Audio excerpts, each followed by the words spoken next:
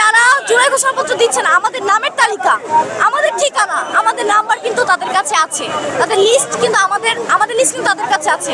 তাহলে ভবিষ্যতে এই লিস্ট ধরে যদি টান দেয়, সেটার দায়ভার কে নিবে? সেটা তো আমাদেরই ক্ষতি। আমরা তো এই দেশের নাগরিক নাকি?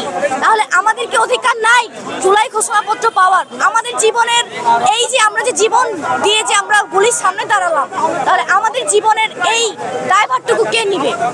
আমাদের একটাই দাবি, এই জুলাই ঘোষণাপত্র যেন তারা দেয়। আমরা কোনো বিশৃঙ্খলতা করতে আসিনি, আমাদের এতটুকুই দাবি। তারা 30 কার্য দিবসে, ভাই আমরা গুলির সামনে দাঁড়িয়েছি, আমরা ভয় করি না, আমরা মরে গেছি অলরেডি, আমরা আগেই মরে গেছি, আমাদেরকে এখানে কারো পাঠাতে হবে না।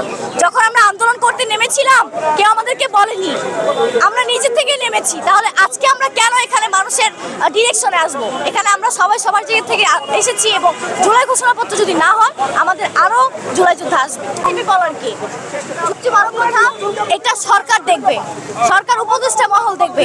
আমরা কারোর চাটুকতার মাধ্যমে আমরা কোনো খবর নিব না। একটা জিনিস হাস্যকর লাগে যে নাহিদের মাধ্যমে আমাদের কেন তথ্য পেতে হবে?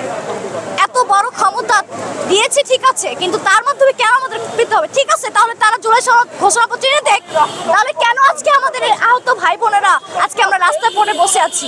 তাহলে কেন পথিকের মতো আমরা বসে আছি?